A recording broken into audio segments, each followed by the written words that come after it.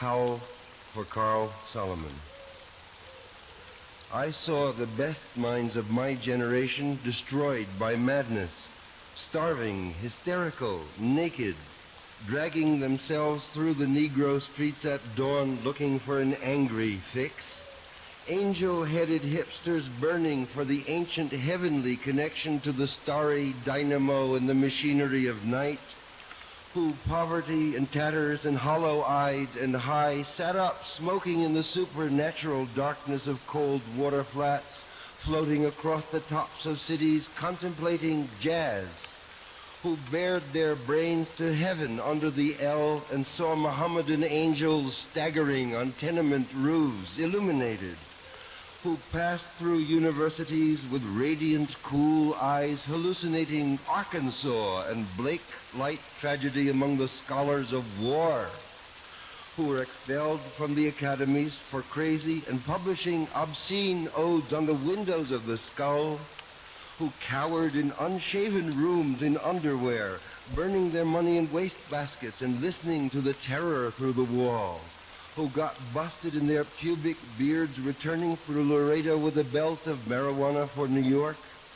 who ate fire in paint hotels or drank turpentine in Paradise Alley death, or purgatoried their torsos night after night with dreams, with drugs, with waking nightmares, alcohol and cock and endless balls, incomparable blind streets of shuddering cloud and lightning in the mind leaping toward poles of Canada and Patterson, illuminating all the motionless world of time between peyote solidities of halls, backyard green tree cemetery dawns, wine drunkenness over the rooftops, storefront boroughs of tea-head, joyride, neon, blinking traffic light, sun and moon and tree vibrations in the roaring winter dusks of Brooklyn, ashcan rantings and kind king light of mind,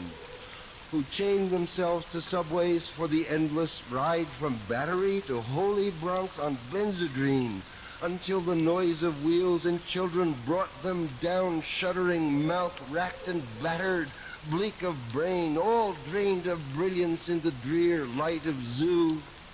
who sank all night in submarine light of Bickfords, floated out and sat through the stale beer afternoon in desolate Fugazis, listening to the crack of doom on the hydrogen jukebox,